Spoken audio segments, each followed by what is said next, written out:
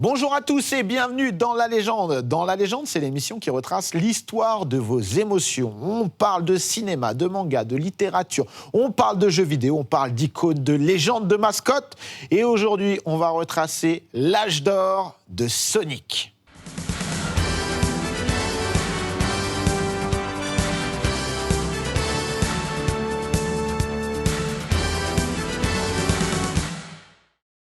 Et pour parler de ce monument qu'est Sonic, j'ai avec moi des invités monumentaux. Et évidemment, pour sa première dans l'émission, Nabil, très content de t'avoir avec nous. Tu es un passionné de Sega, passionné de Sonic, évidemment membre de MO5, amateur de bagarre aussi, et ça c'est accessoire, entre autres. Très content de t'avoir avec nous sur le plateau. Merci beaucoup pour l'accueil, Sébastien Delamide. Bon, je suis très content. Nous aussi. À tes côtés, Ben, qu'on ne te présente plus, que tu es venu récemment pour parler de la Super Nintendo. Tu reviens pour parler de Sonic. Évidemment, Pix and Love dans la peau. Et tu nous as ramené un joli exemplaire d'un livre que vous avez fait déjà il y a 10 ans. C'est ça, c'était pour l'anniversaire de Sonic avec de nombreux contributeurs. Voilà, un livre très complet, introuvable, je crois, actuellement, malheureusement. En rupture depuis plusieurs années. Voilà, mais un excellent livre. Re-bienvenue. Et aussi un nouveau, Punky, bienvenue, passionné de Sonic, créateur de contenu sur Internet, podcast, vidéo, YouTube. Voilà, tu as une chaîne très très cool. Avec beaucoup de Sonic dessus. Avec beaucoup de Sonic. Un peu trop, peut-être. Non, je pense que voilà, t'es au bon endroit. Je suis au bon endroit au bon moment. Au bon moment, exactement. Alors évidemment, on va parler en long et en large de Sonic. C'est un peu une émission de boomer, on va nous dire, mais pas du tout, parce que on le voit, Sonic fait l'actualité depuis maintenant de nombreuses années, mais encore plus actuellement. Avant toute chose, rappelons un petit peu le contexte et l'avant Sonic, parce que évidemment, il y a eu un avant et un après. L'avant Sonic.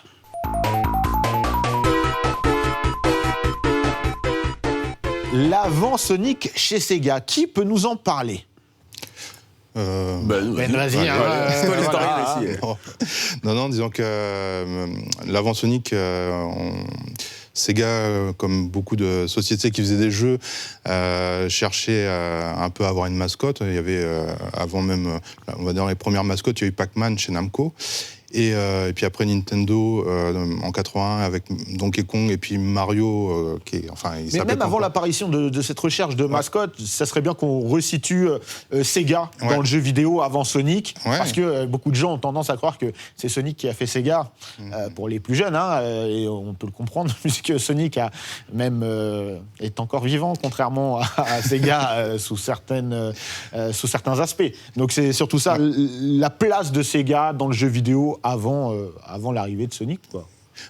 C'était un acteur de l'arcade, qui produisait des jeux pour les salles de jeux à la fin des années 70 surtout. Ils ont commencé même avant. Periscope est sorti en 66. Voilà, c'est ça. Avant que ce soit des jeux vidéo, c'était de l'électromécanique même. Donc ça faisait déjà un moment qu'ils étaient là-dedans. Et donc ils ont développé plusieurs jeux, dont des succès. Un peu au début, à la fin des années 70, un peu au début des années 80. Ils ont commencé aussi à développer une console. C'était même un micro-console. C'était un peu l'ancêtre de la Master System qui est sortie donc, en 83 au Japon. Et c'est comme ça qu'ils sont rentrés, on va dire, dans le marché domestique à faire du jeu pour... les enfants, et donc c'était... Ça, début des années 80, mi-80, c'est aussi à cette période-là où l'arcade se démocratise de plus en plus, devient super important. Sega, c'est un maître de l'arcade. Clairement. Pour l'anecdote, en plus, donc la console dont Ben parlait, c'est la SG-1000. Elle est sortie le même jour que la Famicom de Nintendo. Donc le 15 juillet 1983. Les deux consoles sont sorties en même temps. Alors, est-ce que c'était préparé ce coup ? Parce qu'on vit un petit peu la guerre des consoles avant la guerre des consoles, quoi. Un petit peu. C'est-à-dire qu'en fait, ils avaient leur projet de sorte de micro-ordinateur bon marché.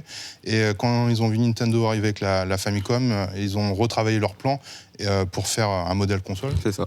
Et ils ont fait en sorte de pouvoir, on appelle ça, sortir à peu près en même temps pour pas se faire prendre des parts de marché, quoi. Mais au final, face à la Famicom, face à la NES, ça va pas trop marcher pour le coup. La Famicom a, on va dire, éclaté la SG-1000, mais il faut dire que les problèmes de la Famicom, au début, quand elle est sortie, il y a eu beaucoup de problèmes de fiabilité. Et en fait, du coup, ils ont eu des problèmes, ils ont dû refaire les cartes mères, revoir l'électronique, et malheureusement, il y a une pénurie de Famicom. Donc les gens, ils se sont rabattus sur la SG-1000 et après la Mark II et la Mark III.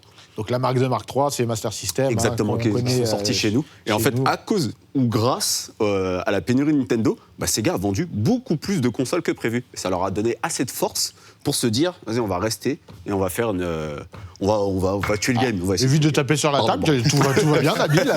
Pardon. La bagarre. D'accord, donc c'est cette incursion via un petit peu un concours de circonstances qui va établir Sega dans les consoles de salon, du coup. Tout à fait. Ok. Et à cette époque-là, la Famicom et la NES chez nous est toute puissante, on va pas se mentir. Ouais. Sur le plan japonais, occidental, c'est un raz-de-marée. Comment existe Sega à ce moment-là? Parce qu'on le voit, la Famicom, y a Mario qui apparaît, donc on va juste après venir sur la mascotte. Mais comment... Est-ce que Sega, ça pose des doutes ou pas du tout? Je pense qu'en Europe, Sega avait quand même beaucoup plus d'impact. En Europe, au Brésil, sur des marchés un petit peu anodins, on va dire, qui n'étaient pas leurs marchés principaux, ils arrivaient quand même à défier Nintendo, notamment en Europe, où vraiment il y avait une image de marque Sega qui était vraiment presque autant présente que celle de Nintendo, j'ai l'impression. Même si au niveau des ventes, je pense que c'était à peu près kiff-kiff bourricot, mais en Europe, on a surtout au niveau de la Master System, on a une grosse histoire avec. Et, c'est une console qui a plutôt pas mal marché, j'ai l'impression. Et sur des petits marchés, encore une fois, Brésil, sur le marché anglais, des choses comme ça. Elle a réussi à s'imposer là où Nintendo, soit par une mauvaise distribution, la Famicom en France au début, enfin la NES pardon en France était assez mal distribuée au tout début. Donc Sega a profité de ça pour se trouver sa clientèle, se trouver ses premiers fans. Et d'ailleurs c'est pour ça qu'en Europe on est encore très très fan de Sega, je pense. Ouais, moi j'ai eu une Master System 2, moi, commandée à la maison de Valérie. La même. C'est vrai? Ouais, celle de ma maman, mais pareil, sur laquelle j'ai commencé Sonic justement. Moi aussi, c'était ma mère qui l'avait voilà. commandé. Donc, on a eu la même enfance. Ouais, exactement. Bon, passons maintenant, évidemment, à la recherche d'une mascotte.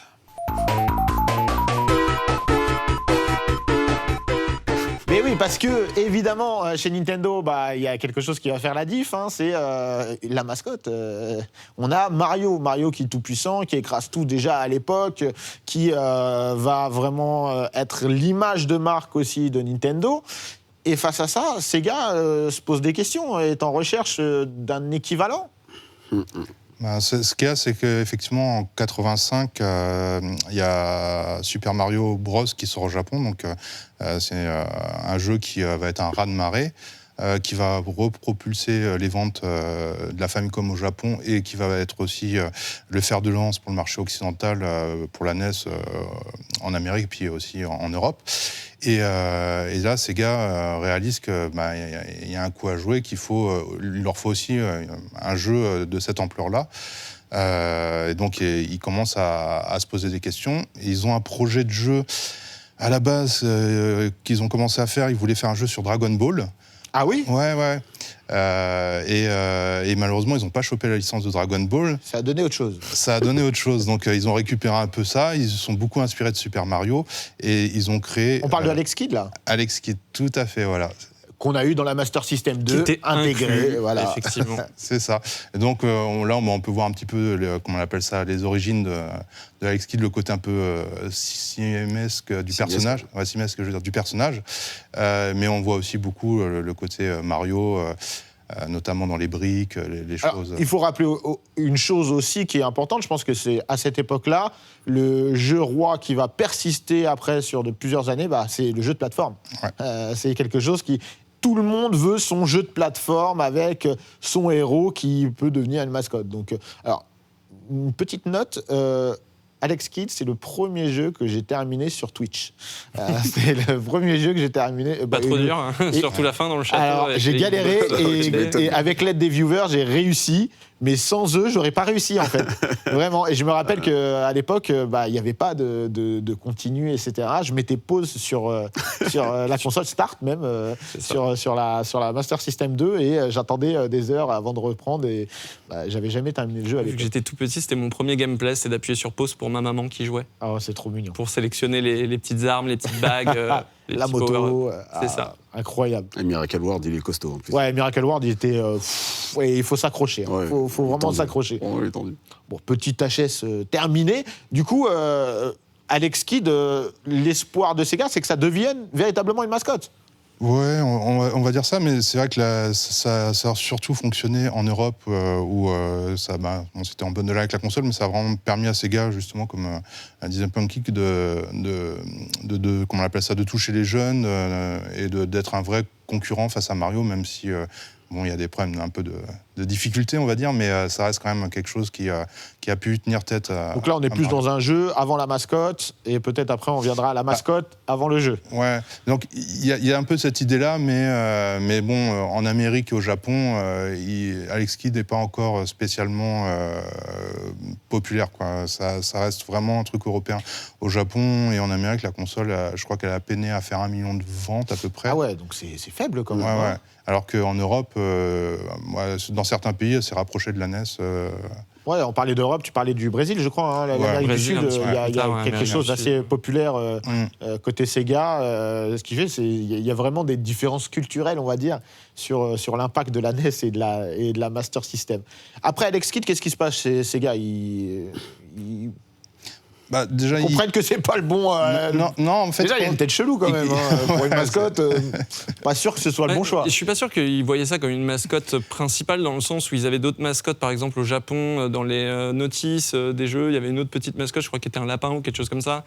Il y avait Opa Opa de Fantasy Zone aussi, qui réutilisaient très souvent dans leur communication. Donc je pense qu'à Mais pas de mascotte officielle, c'est ça que tu veux je dire. pense qu'ils cherchaient des marques fortes et des images fortes qui allaient marquer les gens plutôt qu'une seule mascotte. Je pense qu'ils n'étaient pas encore sur cette réflexion-là qu'on aura par la suite avec Sonic, de faire un concurrent à Mario, une image, leur Mickey à eux. Et je pense qu'on n'était pas encore là-dedans. Pour l'instant, c'était juste créer des marques fortes. Ouais. Après, c'était quand même le but quand ils ont tourné le jeu vers le côté Mario, c'est quand même de se positionner.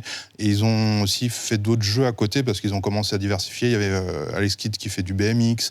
Il y avait aussi, ils l'ont repackagé dans un autre jeu d'aventure un peu particulier, je ne sais plus le nom. Il y a eu Shinobi World. Oui, il y a eu Shinobi World aussi. Et tout, High Tech World. High Tech World, Ouais. quelle horreur. Mais ne jouez pas, n'y jouez pas.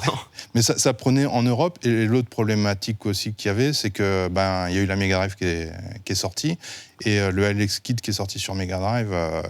Il était éclaté, faut le dire. Soyons. Alors, en termes d'années, on est Mega Drive, on est 91.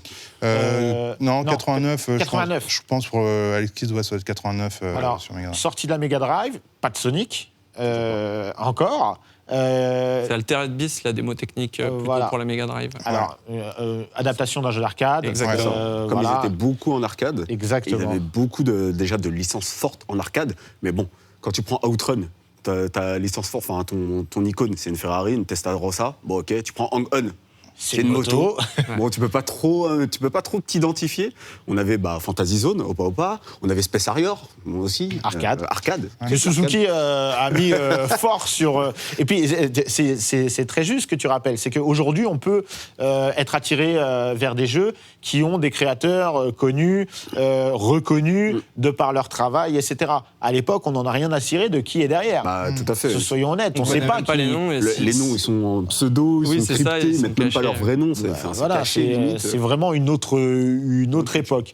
Et donc, la Mega Drive, c'est un tournant important dans la vie de Sega, mais dans la vie de Sonic. Et en fait, tout est lié, on peut se le dire, parce que la Mega Drive, déjà, c'est la 16 bits qui vient concurrencer la NES. À un moment donné, Sega se dit, bon, voilà, on va pas refaire l'histoire, mais il faut qu'on passe à autre chose.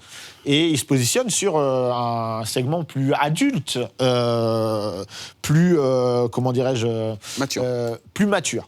Et d'ailleurs, on voit des pubs, je pense qu'on va en voir une, c'est clairement, il y a un positionnement qui est clairement assumé.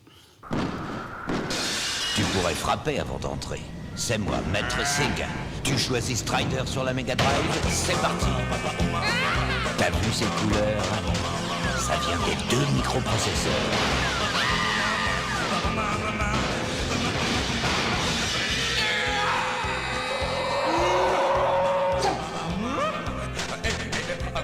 Tu crois que Super Monaco c'est plus facile?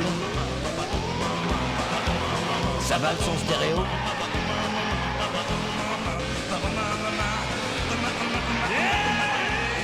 Hey, tu vas rire, t'es avant-dernier. Sega, c'est plus fort que toi. Voilà, là, avec la Mega Drive, on a des jeux de sport, vraiment un peu inédits par rapport à ce qui se faisait avant, beaucoup plus réalistes. On a des jeux d'arcade, des portages d'arcade, comme Alter Beast, on en parlait, mais il y a plein de choses qui arrivent. Mais il manque encore quelque chose. À cette époque-là, la Mega Drive, comment elle est perçue face à toujours... Parce que la Mega Drive, elle sort en face de... Il y a Mario Bros 3 aussi. Donc... Puis il y a une Super NES qui est en préparation. Il y a une Super NES qui est en préparation. Ces gars, ils ont un peu la pression, là, non ? Ah, clairement, ouais, c'est vrai que Sega, comment on appelle ça, est en train de prendre des parts Nintendo sur la NES en Europe et surtout aux États-Unis. Et Sega sait qu'ils sont en train de prendre une avance, mais ils savent aussi que la Super Nintendo va arriver et que la Super Nintendo, ça va être leur vrai concurrent. Donc il faut qu'ils trouvent des solutions. Donc il y a toute la partie arcade, jeux de sport sur laquelle ils travaillent, mais il y a la question d'une mascotte qui doit être encore une fois vraiment le fer de lance de Sega. Et c'est dans cet état d'esprit-là même qu'ils sont en interne en train de faire une sorte de concours pour trouver quelle va être la mascotte qui va créer l'identité de la Mega Drive et de Sega auprès du grand public, en fait. Voilà, ils se disent, une nouvelle console, il faut obligatoirement qu'elle soit identifiée avec un nouveau personnage, mascotte, etc. Parce qu'à côté, Mario, on le voit décliner à toutes les sauces. C'est-à-dire qu'on a du jeu vidéo, évidemment, mais on a une foule de produits dérivés. Ça devient véritablement la première star du jeu vidéo, même si on a eu évidemment Pac-Man qui a fêté ses 40 ans l'année dernière, qui a été une star immense. Mais là, avec Mario, on passe un palier, c'est-à-dire qu'il touche tout le monde. On a du dessin animé même, le Mario Rap, etc. Donc, que fait Sega en face ? Donc tu le dis, c'est ça la jeunesse de la création de Sonic, c'est un concours, Punky ? Oui, alors une sorte de concours interne. Fais-nous rêver. La légende dit que c'est un concours interne et que Sonic est effectivement ressorti comme étant la meilleure mascotte, celle qui correspondait le mieux à la marque. Il faut dire aussi que le moteur du jeu était déjà en préparation et qu'il leur fallait un personnage qui puisse justifier les accélérations. Parce qu'ils voulaient faire un jeu qui déboîte, qui soit rapide, qui montre que la Mega Drive, elle en a dans le ventre. Une vraie démo technique. Exactement. Et donc, il leur fallait justifier ça. Sonic, on l'a rendu bleu parce que c'est le bleu de Sega, et il peut se mettre en boule, ça permet de le faire accélérer. C'était parfait. Je pense qu'il n'y a pas eu beaucoup de doutes quand on voit les autres propositions. On avait un lapin. Il y a eu un lapin qui lançait des objets avec ses oreilles. Qui roulait. Voilà, avec ce qui donnera plus ou moins Ristar après. Ils reprendront un petit peu l'aspect pour Ristar. Mais je pense que dès le départ, ils n'avaient pas énormément de doutes sur quel personnage ils allaient prendre. Quand on voit Sonic à côté de tous les essais, il ressort forcément. Mais est-ce que c'est vrai cette légende où un des créateurs de Sonic va à Central Park et montre des croquis des différentes mascottes et puis tout le monde choisit Sonic dans les gens? Moi, je pense que c'est plus de la légende urbaine. Je pense aussi. Personnellement, je n'avais jamais entendu parler avant. En fait, ce qu'il y a, c'est comme il expliquait Punky, c'est qu'en fait, il y a une personne, Yuji Naka, qui bosse chez Sega depuis 84 et qui a bossé sur la console qu'on évoquait, la SG-1000, qui est un programmeur. Et pour le début de la Mega Drive, en fait, pour porter la Mega Drive, comme à l'époque c'était les jeux d'arcade qui étaient vraiment les démos techniques, il va voir Capcom, qui est un concurrent en arcade, pour porter Ghouls and Ghosts, donc qui est un jeu d'arcade qui est vraiment très joli graphiquement, qui a des dénivelés dans les décors, c'est très très moderne, et il se dit c'est ça qu'il faut pour la Mega Drive, pour la mettre en avant. Et donc il porte ce jeu assez rapidement. Et c'est pendant qu'il fait le portage de ce jeu-là, en fait, qu'il commence à programmer le moteur de ce que va devenir Sonic, avec un scrolling très rapide, avec les dénivelés pour pouvoir aller très vite. Différents plans et tout. Et voilà, les différents plans et tout ça, ce qui est un peu différent d'un Mario, hein, clairement. Et c'est vrai que ça a émergé avant même qu'il y ait une question de concours de mascotte. C'est que lui, il a fait ça dans son coin. Et finalement, les choses se sont un peu... télescopées, voilà. Alors, vous venez de parler de quelqu'un d'important. Il y a aussi quelques légendes urbaines sur qui a vraiment créé Sonic. Il a 3 papas, je crois, en tout, on peut dire. Ouais, On a le chara designer, on sait, c'est Naoto Oshima. Voilà. Ça change pas. C'est monsieur Naoto Oshima qui a fait vraiment le chara design de Sonic. Yuji Naka a dû quand même donner ses inspirations, ses guidelines, mais le papa officiel, c'est Naoto Oshima. Mais après, c'est vrai qu'ils étaient quand même plusieurs. Par exemple, l'attaque de Sonic en boule, c'était, je crois, c'était peut-être le level designer, je sais plus, qui avait eu l'idée. Je crois que j'ai plus le nom en tête, mais oui, ils étaient plusieurs quand même pour ces actions, mais je parlais juste pour le dessin, du dessin, ouais, c'est Naoto Oshima. D'accord. Ok. Bon, voilà maintenant Sonic, en tout cas créé, décidé. Qu'est-ce qui se passe après ? Donc le jeu est développé. Est-ce que déjà à ce moment-là, Sonic sait ce qu'ils ont, enfin Sega pardon, sait ce qu'ils ont entre les mains ? Pas forcément au Japon. En Amérique, peut-être un peu plus. Ils veulent un Mario Killer, donc Sonic est vraiment parti pour être ça. Mais il y a quand même des débats entre le Japon et l'Amérique sur. Ça commence. Alors, quel genre de débat ?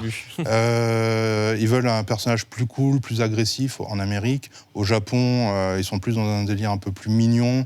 Ils le voient dans un groupe musical, avec une femme à sauver. On le retrouvera ça dans le dessin animé. Ouais, Voilà. c'est Underground.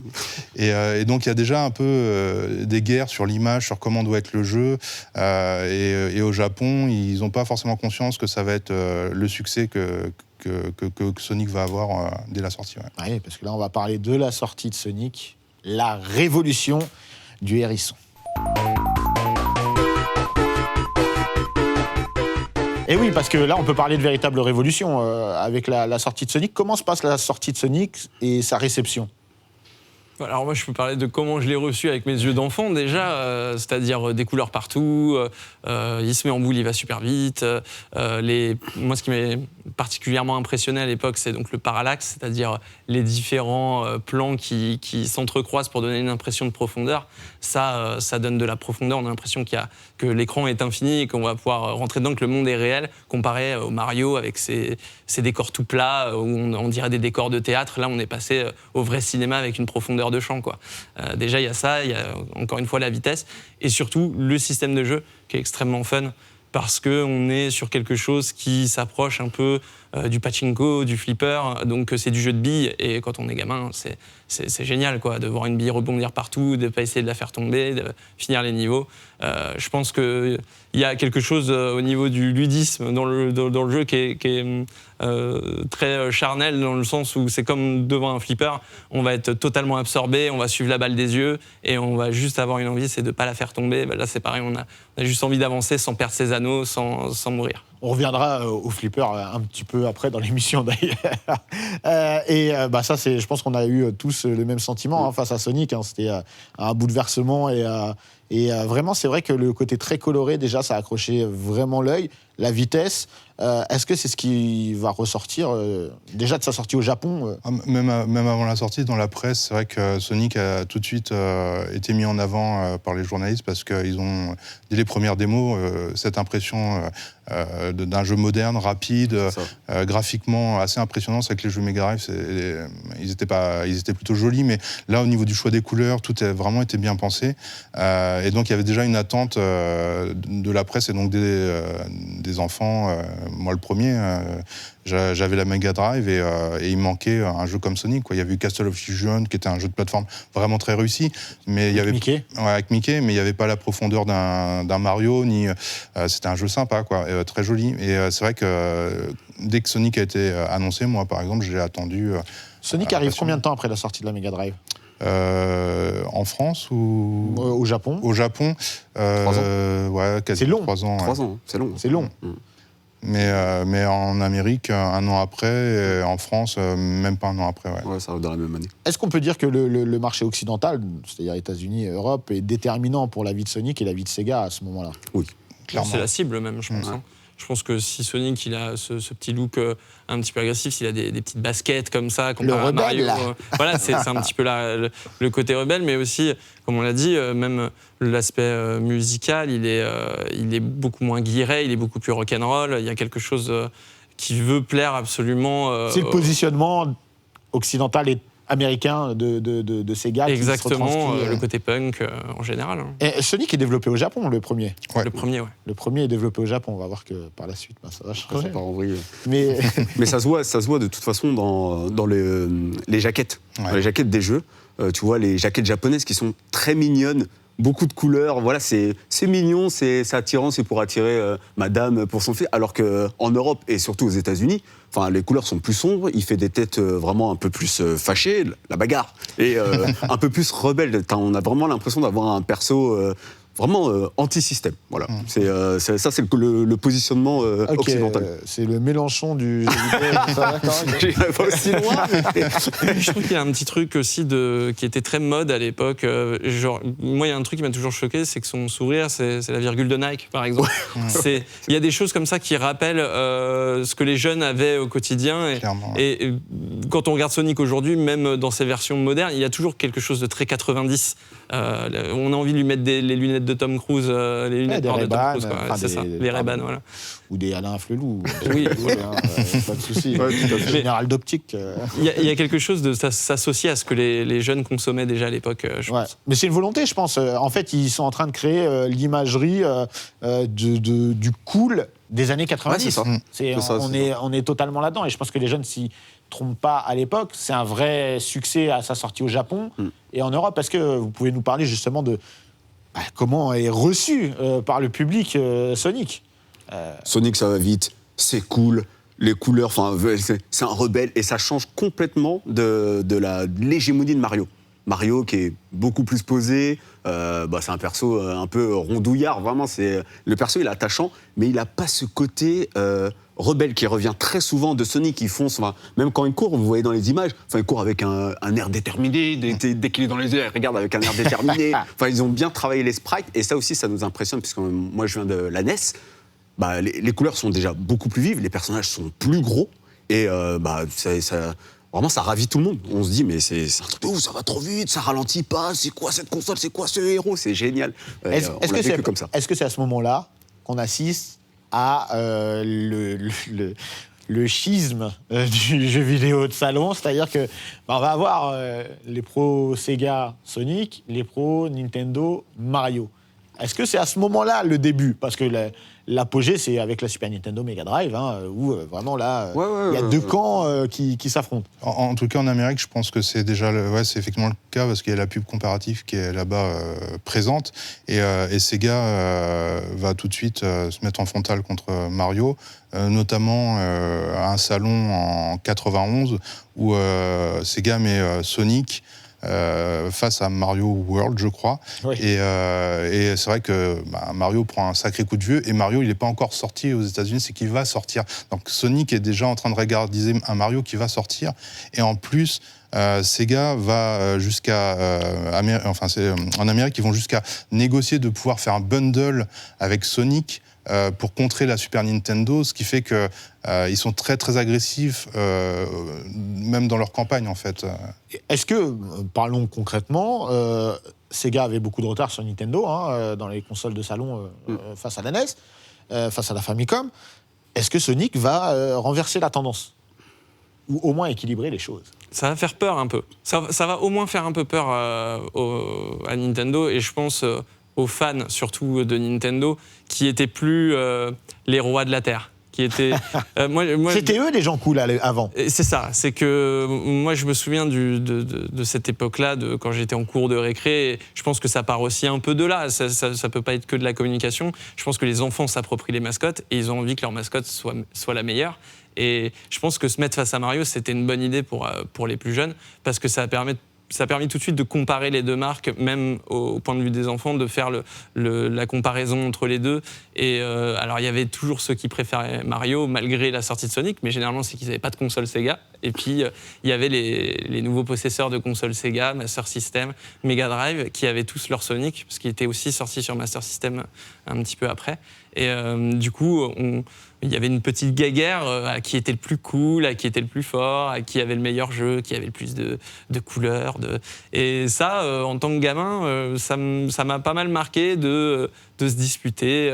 À ton avis, entre Mario et Sonic, qui c'est qui gagne? Oui, mais si Mario il prend une fleur, peut-être qu'il peut ce genre de... Alors oui, c'est des vraies discussions qu'on a eues, des débats pendant des heures. Et je pense que c'était l'objectif aussi de Sega en mettant un concurrent direct à Mario. Comment mieux faire parler de soi que de combattre le roi du milieu, quoi. Alors, tu me fais une transition exceptionnelle, puisque maintenant, on peut véritablement parler de la naissance d'une superstar.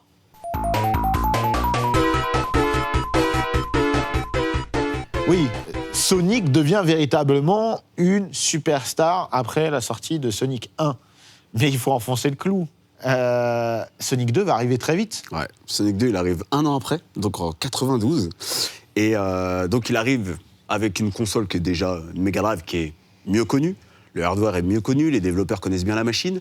Et il arrive donc avec des palettes de couleurs encore plus chatoyantes. Et surtout, il rajoute le Tails, ce que je vois sur la casquette de Punky. Donc le deuxième perso, le personnage, le renard. Donc qui permet encore plus de facilité.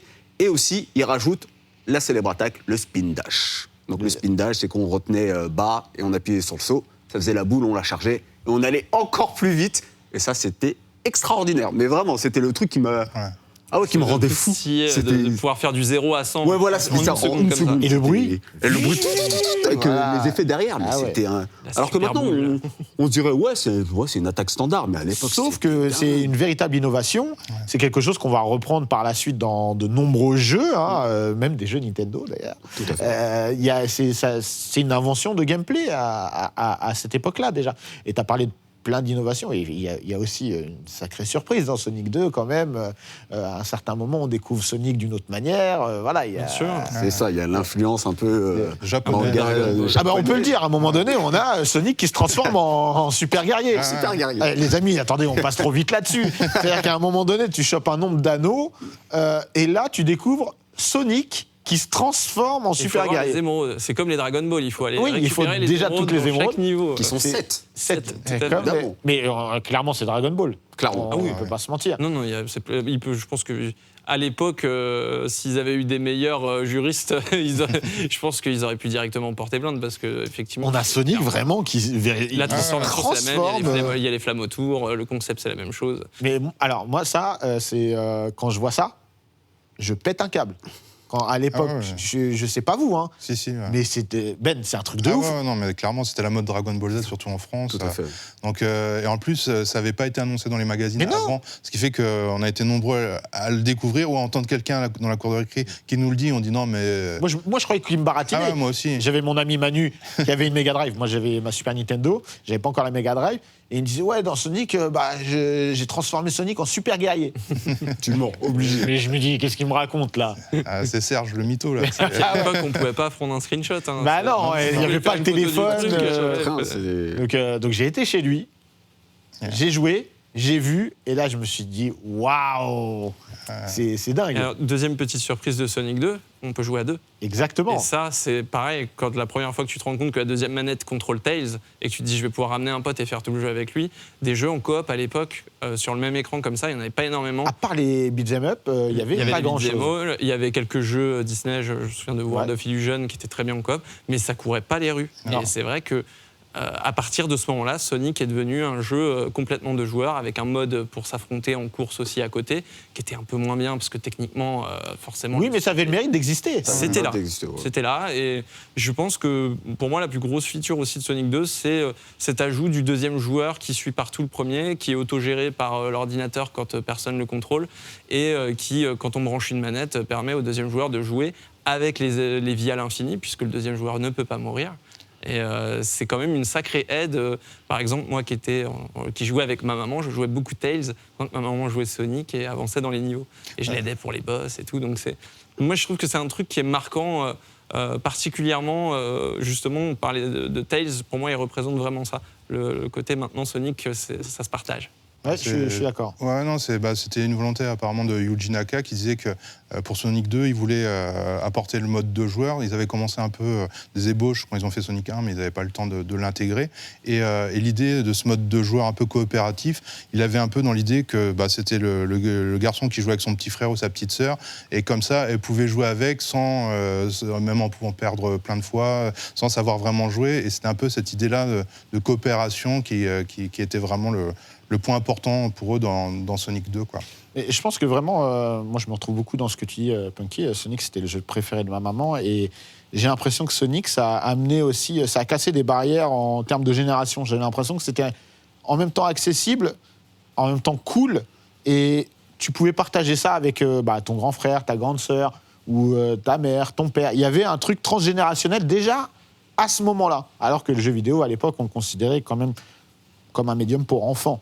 Est-ce qu'il y avait, tu disais, il y avait une volonté de le mettre en multijoueur, mais est-ce que Sonic, il avait aussi une vocation à justement avoir cette notion de transgénérationnel, ou en tout cas de toucher le plus de monde possible ? Comme on l'a dit, ouais, en fait, malgré lui, je pense qu'il a touché, déjà parce que c'était le jeu phare de la console. Une fois que Sonic 2 est sorti, on parlait plus que de Sonic sur Mega Drive. Ça devenait même difficile de faire d'autres platformers, je pense, sur la Mega Drive qui soient aussi bons en comparaison. Et je pense que, par un exemple simple, moi je connais quelqu'un qui jouait qu'à Sonic avec moi, mais qui faisait que les stages spéciaux. Les fameux stages spéciaux en simili 3D où on courait dans un tube. Il n'y a que ça qui l'amusait, mais parce qu'il y avait un petit côté course, un petit côté épreuve d'obstacles facile. Il y a juste à sauter et à aller de gauche à droite. Mais ça aussi, c'est une nouveauté quand même importante par rapport à Sonic 1. C'est accessible, c'est très très accessible. Qu'on soit confirmé ou avec un ami qui connaît mal le jeu, on peut jouer et on peut le finir. Et je pense que c'est une aventure Sonic 2 qui est plutôt à vivre à deux en plus. Et c'est vrai que je rebondis sur les bonus stages, mais c'est vrai qu'on parlait de la concurrence de la Super Nintendo, et c'est vrai que la Super Nintendo avait des effets, dans le fameux mode 7, des effets visuels assez impressionnants, et Sega, et on voit le côté aussi un peu démotechnique de Yuji Naka, dans les bonus stages, en fait, où ils veulent montrer qu'eux aussi, ils peuvent faire des choses impressionnantes. Le premier, c'est des rotations, donc il faut savoir qu'à l'époque, faire tourner l'écran, c'était pas forcément évident sur Mega Drive, parce qu'il fallait user d'astuces. Il n'y a pas le mode 7 en plus. Hein. Non, c'est ça. Et justement, ils voulaient montrer qu'ils étaient capables eux aussi en fait finalement de faire toutes ces choses-là. Et c'est vrai que le bonus stage de Sonic 2 est encore plus impressionnant parce qu'il y a un côté un peu rolling coaster en 3D. Non, c'est vrai que c'est des choses. Pour moi, c'était révolutionnaire. Techniquement parlant, à l'époque, je me rappelle voir les démos de Sonic 2 en supermarché. J'avais la mâchoire qui se décrochait. Quoi. Je pense que ça a attiré l'œil de tout le monde, de tous les enfants. Tous les enfants, ils voulaient leur Sonic. Vraiment, Sonic 2, c'est là où ils ont posé le socle, et c'est devenu vraiment le maître étalon. Le maître étalon de tout ce qui est plateforme sur... Et on a des niveaux un peu plus sombres aussi que dans Sonic 1. Ouais, on a encore une fois quelque chose, mais justement, parlons-en. Comment ça se fait tout ça ? Parce qu'on a dit Sonic 1 est développé aux États-Unis, Sonic 2 au Japon, pardon. Sonic 2 est développé également au Japon, ou il part aux États-Unis ? Non, Alors, il y a une partie de l'équipe qui va partir aux États-Unis chez le Sega Technical Institute, donc commencer à faire Sonic 2. Et il y a une autre partie qui va faire un autre Sonic 2 alternatif, qui est donc une autre proposition qui deviendra plus tard Sonic CD, qui eux sont restés au Japon. Alors, arrêtons-nous 2 minutes sur Sonic CD, parce qu'il y avait aussi un deal, Sega avait un deal merch avec une célèbre chaîne de fast-food. C'est pour Sonic 3, je crois. Ah, c'est pour Sonic 3, d'accord. Oui, c'est pour Sonic 3, exactement. Sonic CD, c'était pour le Mega CD, du coup. Et ça devait être Sonic 2. Aussi. Voilà. Et ils en ont fait Sonic CD, et c'est pour ça que les jeux sont tellement différents. Ils partent tous les deux de la base de Sonic 1 et ils vont sur des idées un peu différentes. Il y en a un qui va justement plus rester sur le pachinko, sur des grands labyrinthes dans lesquels on va tomber un petit peu au hasard, alors que Sonic 2, lui, va plus prendre une mentalité américaine, flipper, avec justement les barres de flipper qui font leur apparition dans le jeu et qu'on peut utiliser, le casino qu'on se souvient tous.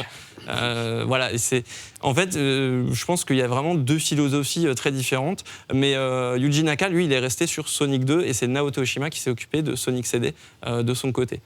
En fait, ce qu'il faut savoir, c'est que, comme je disais, Yuji Naka, c'est quelqu'un qui a un fort tempérament. Ça se sent aussi à travers les jeux, je pense. Mais il va se barrer un moment. C'est ça, c'est qu'en fait, il n'a pas eu la reconnaissance au Japon qu'il espérait pour le succès de Sonic. Et apparemment, il voulait quitter Sega. Et c'est Marc Cerny, donc, qui est, on connaît l'ingénieur de notamment de la PlayStation 5 et 4 aussi. 4 et 5. Donc, qui est une légende, qui lui a déjà travaillé pour Atari dans les débuts des années 80, puis après chez Sega au Japon. Et donc, il monte un studio en Amérique, et c'est lui qui incite Yuji Naka à venir le rejoindre, et c'est comme ça en fait que le développement de Sonic 2 va commencer aux États-Unis, contrairement à ce qui aurait dû avoir lieu normalement, c'est-à-dire au Japon, quoi. Alors, j'étais un petit peu vite, j'allais parler de Sonic 3, mais c'est vrai, Sonic, parce que Sega sort le Mega CD, Sonic CD, qu'est-ce qu'on en pense? Jolie cinématique. Très, très jolie Extraordinaire cinématique. Oui, Alors, il faut la voir. L'opening, il est génial. Moi, j'adore. Et en plus, bizarrement, entre la version japonaise et la version occidentale, les musiques sont différentes. Ouais. Mais j'aime bien la version Exactement. américaine. J'aime bien Sonic Boom. Et c'est un vrai dessin, Je tenais à le dire. petit dessin animé. Mais En plus, crois que pour c'est ceux qui l'ont jamais vu, c'est une cinématique qui, à l'époque, paraissait dessin animé. Maintenant, on a une vraie version de dessin animé qui sont les rushs originaux, mais à l'époque, c'était un dessin animé pixelisé dans un petit cadre en timbre-poste. Vous voyez, c'était une telle claque parce que les cinématiques à l'époque, ça faisait énormément rêver. Ouais. Bah, c'était le studio qui avait, c'est un studio qui faisait les animés Dragon Ball, je crois, qui a fait la cinématique de Sonic Mega CD. Et c'est vrai que on voit encore le lien un peu avec Dragon Ball. Et c'est vrai qu'elle avait un dynamisme fou, quoi. Et même encore aujourd'hui, quand on voit la version originale, c'est vrai que c'est assez impressionnant pour l'époque, et on comprend encore une fois cette volonté de Sonic de le rendre. Ouais. C'était pour faire un petit clin d'œil à Sonic CD qu'on oublie peu trop souvent. Pour conclure dessus, juste, il est peut-être moins resté dans les mémoires parce que pas de mode multijoueur, sorti donc sur Mega CD qui n'a pas forcément fonctionné. Voilà, et face à Sonic 2. Et face à Sonic 2, c'est peut-être aussi pas très malin de faire un espèce de petit retour en arrière comme ça. Je pense pas que ça a été une réussite financière Sonic CD comparé à Sonic 2. À l'instar du Mega CD, j'ai envie de te dire. Et donc là, tout à l'heure, je parlais de Sonic 3, évidemment, qui va arriver combien de temps après Sonic 2 2 ans. Sonic 3, il arrive Un an et demi, 2 fin ans. 93, début 94. C'est ça, Début 94. Est-ce qu'on peut raconter l'histoire de Sonic 3 ? Alors Sonic 3, c'est un jeu qui est très ambitieux. Ils veulent faire une véritable suite à Sonic 2 en ajoutant énormément de choses. Ils veulent que le jeu fasse plus ou moins le double de longueur, qu'il y ait un nouveau personnage jouable. Enfin, ils voient des tonnes de choses, sauf qu'ils signent des merchandising, comme on l'a dit, avec des chaînes de fast-food pour faire des jouets sur une semaine donnée d'exploitation. À un temps donné. Et voilà, où, sauf que le jeu n'est pas du tout prêt. Et donc il faut le sortir. Et ils le sortent sous sa première moitié, qui va s'appeler Sonic 3. Et donc qui fait la longueur d'un jeu complet. Mais alors moi, Sonic 3, c'était un gros kiff. C'était grosse claque. Voilà, l'ajout de Knuckles quand même. Qui n'était pas encore là, c'était Sonic et Tails encore, mais Knuckles on l'apparaît en antagoniste, en antagoniste de Sonic. Donc il y a quand même, on a un truc. On a l'impression qu'en fait, c'est le monde de Sonic qui se désagrège dans Sonic 3. Il y a une vraie emphase sur la narration aussi. Pour la première fois. Une vraie histoire. Voilà, c'est ça. On en avait un petit peu vers la fin de Sonic 2, mais là, ça y est, quasi tous les niveaux ont des transitions. On voit Sonic passer d'un niveau à l'autre. On voit ce qui se passe entre les deux, se faire piéger par Knuckles ou par Robotnik. Donc, c'est une vraie aventure. Pour une fois, Sonic commence à avoir une espèce de lore qui commence à se créer avec Tails qui est son ami, mais Knuckles qui est d'abord son ennemi, puis qui va devenir son ami. Très shonen, ça aussi. Évidemment. La Master Emerald, donc qui contrôle les émeraudes du chaos. Tout ça arrive à ce moment-là. Angel Island, ça va être des bases qu'on va retrouver même dans les films qui sont sortis récemment. Donc effectivement, là, je pense qu'il y a une emphase sur la narration parce qu'il voulait faire une aventure plus longue et qu'il ne voulait pas que les gens s'ennuient. Il voulait qu'il y ait du rythme, évidemment. Malheureusement, comme on a dit, le jeu est sorti qu'à moitié, même si ça fait un jeu complet, vu qu'eux, ils imaginaient comme un double album. Alors voilà, mais sincèrement, moi quand je l'ai fait, je me suis pas dit que le jeu avait été rushé, que le jeu était sorti. Nabil, qu'est-ce que t'en penses? Non, quand il est sorti, on a pris le jeu naturellement chez Carrefour à 549 francs. Voilà. C'était le prix d'une cartouche import Super Nintendo. C'était cher, hein, c'était cher, incroyable. Mais lorsqu'on l'a fait, bon, il a tenu quand même quelques semaines. Hein, j'étais petit, mais ils ont rajouté les power-up aussi. Donc ça permettait de nouvelles choses. Il y avait des nouvelles propriétés. Quand tu découvrais la première fois, tu avais le power-up électrique. Il y avait un missile qui venait et il rebondissait. Tu disais, ouah, c'est trop craqué! Et du coup, tu fonçais sur les missiles sans pitié. Enfin bref. Et le jeu, quand tu arrives à la fin, mais tu te dis, voilà, le jeu, il est long. Il est long. Les special stages, ils ont changé encore. Il est super long. Et juste après arrive Sonic & Knuckles. Et là, c'est la surprise. Et oui, parce qu'on va le dire, mais déjà, juste pour conclure avec Sonic 3, pour moi, c'est vraiment encore un épisode qui monte en niveau. Ouais. Et Ben, t'es pas d'accord? Disons qu'en fait, il monte un peu en niveau, mais en fait, le projet, comme on en parlait un peu avant, c'est qu'il voulait vraiment enfoncer le clou avec Sonic 3, c'est-à-dire qu'il voulait mettre la totale, c'est-à-dire un jeu qui marque à jamais. Et Sonic 3 est vraiment bon, mais c'est juste une étape au-dessus. C'est vrai qu'il y avait, on le sait aussi un peu, les musiques qui devaient être on va en parler tout à l'heure. Hein. Donc il y avait quand même plein de choses qui étaient prévues pour en faire un très gros jeu. Même la cartouche devait faire, je sais plus, 24... il était plus gros, on pouvait sauvegarder.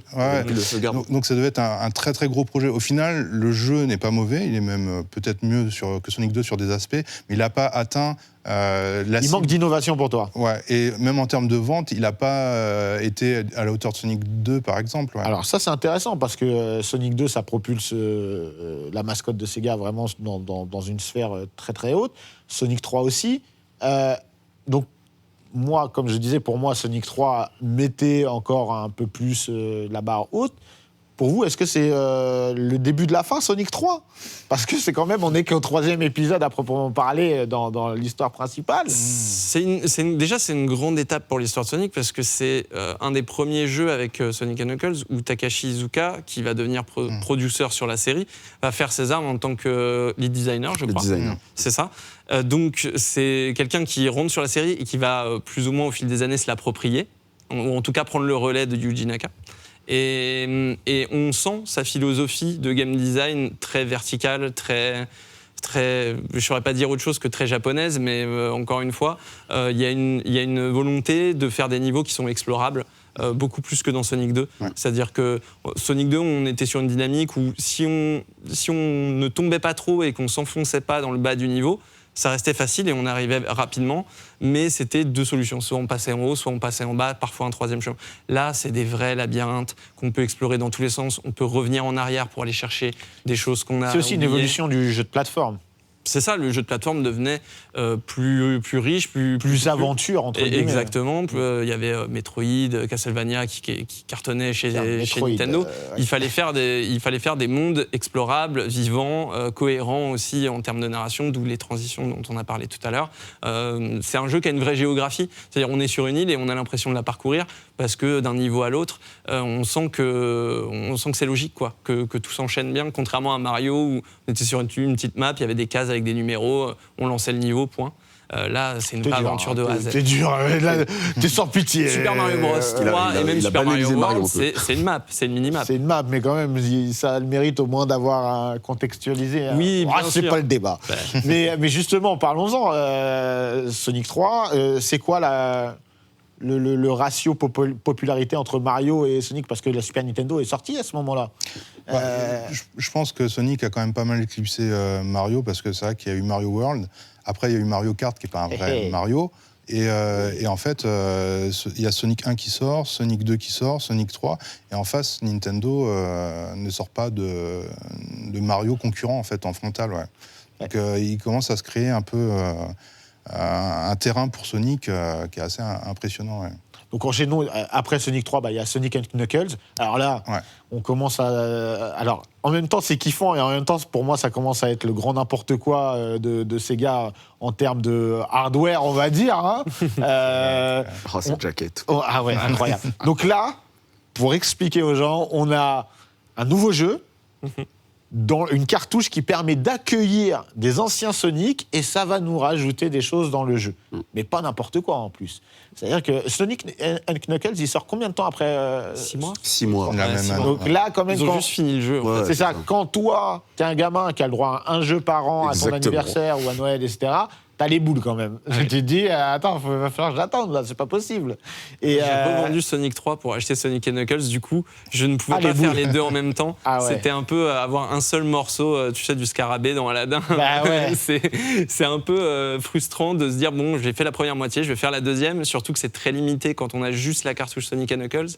On n'a que Sonic ou Knuckles, Tails n'est pas là, il n'y a pas de mode de joueur. Il n'y a pas de sauvegarde. y a pas c'est de ça. save, ouais. Moi, en fait, Sonic and Knuckles, pour moi, c'était rétrogradé, en fait, par rapport à Sonic 3. Si on avait fait les choses dans un autre sens, mais pour moi, c'était pas un jeu entier. Sauf que quand tu mets Sonic 3 dessus, Bah là, t'as c'est là, le voilà, double album. C'est exactement. le fameux jeu complet où tu peux enchaîner l'aventure de A à Z. Et c'est un vrai bonheur. Et tout est faisable à deux. Comment les gens ont perçu cette petite banane, quand même, hein, Comme l'arrivée des DLC, je pense. Je pense que tout le monde a un peu senti qu'on essayait de leur vendre deux fois la même chose ou qu'il y avait quelque chose. Après, le jeu, il a quand même marché. Enfin, le jeu s'est vendu, quoi. Donc, la mission, elle est accomplie. Ah, ça a quand même fait un peu le buzz à l'époque parce que c'était très original de pouvoir mettre oui, un autre bien jeu sûr. par-dessus. Puis toutes les campagnes de pub C'est étaient ça, incroyables. Tu disais, hein, enfin, voilà, l'iconographie, là, elle est folle. Ce logo, pour ouais. moi, ça a été un des meilleurs logos. Je Sonic, suis il est totalement vraiment, d'accord. C'est mon il est logo trop préféré. stylé. Il est vraiment Sonic and Knuckles, pour moi, c'est mon Sonic préféré. Et le logo, ouais. Alors, Sonic et Knuckles, Knuckles. d'accord. Knuckles seul ou avec un autre? Sonic and Knuckles. Seul. Ouais, seul. Je suis pareil que lui. Ah ouais. Ah mais je suis étonné. Hein. Le design des niveaux de Sonic & Knuckles, il a quelque chose de plus que ceux de Sonic 3, je trouve. Que même dans la sélection des niveaux, les Ouais, musiques, tout à fait. il a un petit quelque chose en plus. Sonic 3 est encore très classique. On commence avec un début très paradisiaque, comme on a l'habitude, Green Hill, Emerald Hill. Et puis on a tout de suite on enchaîne avec un jardin qui est verdoyant, etc. Enfin, on voit des trucs qu'on a un peu déjà vus, à part peut-être Ice Cap et des niveaux comme ça, mais on a Carnival Night qui est encore un niveau de casino qu'on avait déjà vu dans Sonic 2. Là, Sonic & Knuckles, on commence par le Mushroom Hill, donc c'est une île de champignons. Oui, non, c'est vrai qu'il y a une volonté de rompre avec la tradition Sonic. Montrer des nouvelles choses, aller encore plus loin. Le final, il est grandiose parce qu'il y a une espèce d'étoile noire comme dans Star Wars. Donc on va détruire l'étoile noire de Robotnik, quoi, le Death Egg. Et c'est trop cool parce que ce Death Egg, on le voit s'écraser sur l'écran titre. Donc on comprend que c'est la suite de Sonic 3 puisque c'est quelque chose qu'on détruit à la fin de Sonic 3. Et on voit Robotnik y retourner, on va l'en empêcher, etc. Il y a un vrai petit truc de conclusion, en fait. C'est une vraie conclusion. Alors ça tombe bien que tu parles de conclusion, parce qu'on est déjà bientôt à la fin de l'émission. Mais non. Et oui, c'est passé très vite. Passé très Alors ça va pas être dans la légende Sonic, mais c'est plutôt l'âge d'or de Sonic, parce que malheureusement, messieurs, après ces belles années, on n'a pas parlé de Sonic Spinball, qui est incroyable, ou les incursions sur Game Gear, ou la version, le Mario Kart-like, qui était un peu éclaté. Ou l'absence de Sonic sur Saturn. Ou l'absence de Sonic sur Saturn, mais il y a eu Knights, c'était sur Saturn. Ouais. Oui, Night, mais c'est pas Sonic. Ouais, non, c'est pas Sonic. Ça, Non, c'est mais on va pas se mentir, il y a eu un problème. C'est la 3D avec Sonic, c'est l'arrivée de certaines consoles, notamment la PlayStation, et il va falloir attendre la Dreamcast pour avoir un nouveau Sonic digne de ce nom, mais aussi une nouvelle proposition de Sonic. Rapidement, on peut se dire vraiment que l'âge d'or de Sonic, c'est la Mega Drive, qu'on a vraiment un trou noir. Ouais, on a eu un petit tache d'argent avec la Dreamcast, et puis après, c'est le néant jusqu'à la mort de Sega et le retour de Sonic sur la GBA. Pour moi, la vraie console qui fait revivre Sonic, paradoxalement, hein, c'était une hérésie, nous, à notre époque. C'était voir Sonic sur une console Nintendo. C'est comme si je te disais des Adidas Nike. Tu vois, ça n'a pas de sens. surtout, c'était un retour de Sonic à la 2D après 2 jeux en 3D. Exactement. Et pour moi, on a vraiment Mega Drive, GBA, c'est les 2 meilleures consoles qui ont exploité la licence. On a vraiment, j'aime énormément les épisodes Dreamcast, qui sont d'autres propositions. En fait, Sonic n'a pas su s'adapter adapter son gameplay à la 3D, véritablement. En même temps, c'est difficile, un gameplay aussi rapide. Et Il puis, marche c'était très bien un- sur un plan 2D. Voilà, Mais en 3D, ça demande de mettre les yeux partout. C'est pour ça que d'ailleurs, les jeux actuels sont beaucoup tout droit ou en 2D, où ils reprennent des plans en 2D. Mais sinon, on va tout droit et on bouge juste de gauche à droite, comme dans un Crash Bandicoot, en un peu plus rapide. Exactement. Le Sonic Génération était quand même pas mal, je trouve, Ouais, parce il qu'il était avait sympa. réussi à mêler un peu Sympa. justement les. Mais on a connu les Sonic écoles. dans plein de trucs différents, avec une épée, avec, Ah ouais. enfin, en loup-garou. Bah, à cette époque-là, en fait, c'est quand ils ont commencé à redevenir des suiveurs et à chercher des idées ailleurs, en fait. Ah ouais, on a Alors eu des que- God of War like, on a eu, On mais a eu un vraiment. RPG sur DS. des qui était RPG, atroce. Ils ont même voulu en faire un comme le jeu Oui, de Sonic 3D qu'on n'a pas Sackboy, cité c'était aussi. quoi Little Big Planet. ouais. Ouais, Little Ouais. Big Planet. À un moment, Ouais. ils ont réfléchi à faire un Ouais, jeu ouais. Sonic Non, de ce il y a genre-là. pas de Ils l'ont sens. pas fait, heureusement, mais c'était. Il y a un truc qu'on a évoqué très rapidement et je voulais y consacrer un vrai chapitre. Une des forces de Sonic, en tout cas sur Mega Drive, c'est la musique. Ouais. Sachant qu'on a, là aussi, hein, il y a un petit peu tout un mystère. On a eu quand même Michael Jackson qui a fait quelque chose avec Sonic. Peut-être. Est-ce que c'est vrai ou pas? En vrai, on sait pas. En vrai, on Si, sait si, quand on même sait, un on peu. sait. On le sait, ça sait a qu'il y a été- eu des. Ouais, moi, j'ai entendu dire que dans une interview, un musicien de Michael Jackson disait que Michael Jackson enregistrait des magnétophones où il humait un peu des sons, des trucs et qu'il refilait ça à ses gars. Je suis pas un spécialiste de Michael Jackson, mais apparemment, lui, sa façon de faire de la musique, c'était de le faire à l'oral. C'est-à-dire, C'est ça. il faisait les bruits de percussion. Et donc, il aurait effectivement bossé sur Sonic. Mais après. Ils n'ont pas pu officialiser le truc. Bah, déjà, lui, il n'est pas tout seul à faire les compositions. Michael Jackson, il est souvent avec son équipe proche. Et puis, on est dans une période où Michael Jackson.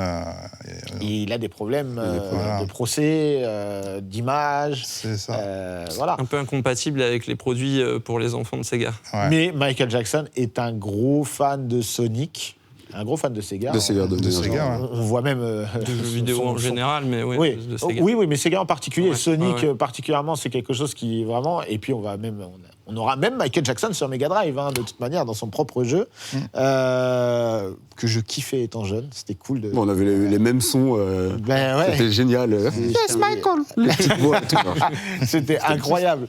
Mais quand même, c'est fou de se dire que on a Michael Jackson qui collabore avec Sega sur Sonic. Et c'est encore une fois, ce que je disais, c'est que Sonic 3, ça aurait dû vraiment être l'apothéose. C'est-à-dire que s'il y avait eu les musiques par Michael Jackson, qui aurait eu le Sonic et Knuckles et Sonic 3 réunis dans la même Bah, cartouche, c'est The Explodables, là. là, ouais. Ils auraient Là, tout Sonic, explosé.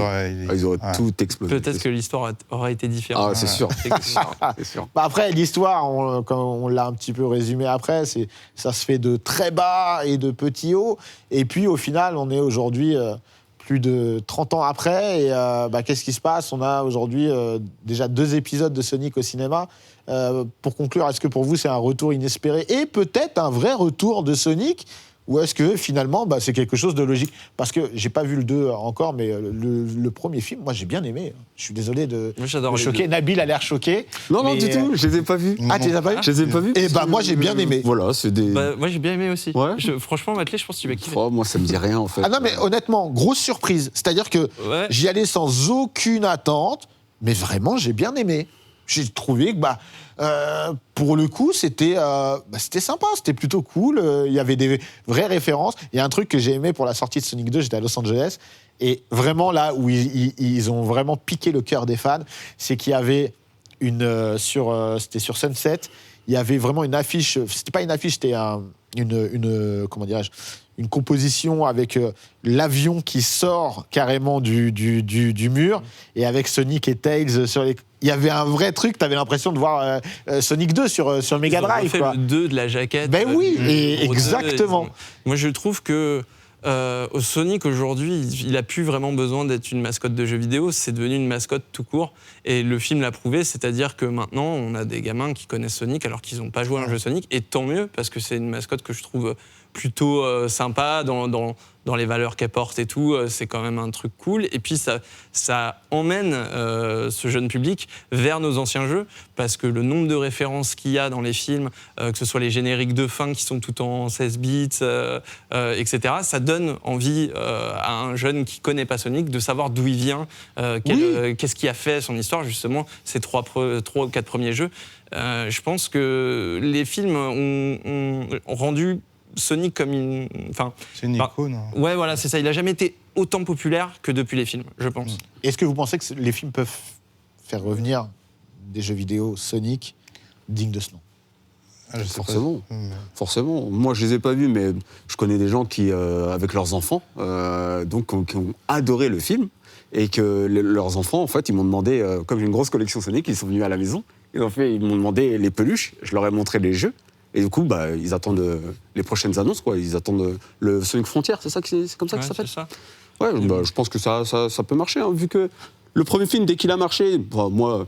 Je suis pas contre les films, c'est juste que je trouvais que j'étais pas la cible. Donc je comptais pas aller le voir. Tu peux être surpris. Hein. Ouais, mais Et déjà Jim Carrey en Robotnik, ouais.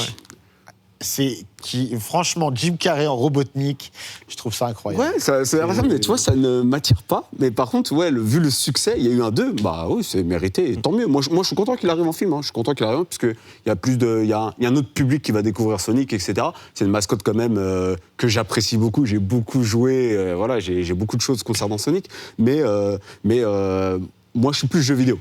Il faut faire comme si le film... Enfin, moi, quand je l'ai vu, je me suis mis dans la peau de quand j'étais en 95-96. Ah, mais j'avais l'âge de jouer à Sonic. Un film avec Jim Carrey qui sort en 96, Sonic, ça aurait été tellement bien. Donc moi, je me suis mis un petit peu dans la peau de l'enfant que j'étais et je me suis dit, je vais voir mon film Sonic avec Jim Carrey, je suis content. Et en fait, il donne ce que tu veux, quoi, c'est-à-dire un bon produit dérivé adapté qui fait autant plaisir, enfin qui ravit autant les nouveaux qui découvrent que les vieux fans, parce qu'il y a des vraies références pointues cachées que tu prends plaisir à. C'est pour ça que je trouve qu'il est honnête en fait ce film. Oui, il est honnête et sincère. Et le 2 est très réussi aussi. Je l'ai pas vu encore, j'ai pas eu le temps malheureusement. Moi, je pense que j'ai dû être traumatisé par le film Super Mario Bros à l'époque. On l'est tous, hein, Dennis Hopper, génialissime mon Bowser. Hein. Bon, très bien. Merci messieurs, en tout cas. Espérons que ces deux films ravivent la flamme, en tout cas des programmeurs. Ça serait cool.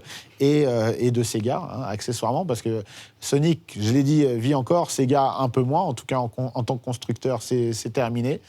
Je vous remercie, messieurs. Je vous souhaite de bons jeux et de bons films, hein, Nabil. Vas-y, quand même. Mais Ben aussi, hein, t'as pas vu? Non, j'ai pas vu, voilà. mais je vais le faire. Eh bien, on se retrouvera la prochaine fois quand vous aurez vu les films. Ok, ça marche. Merci pour l'invitation. Avec plaisir. Et nous, on se retrouve dans un prochain épisode de Dans la légende.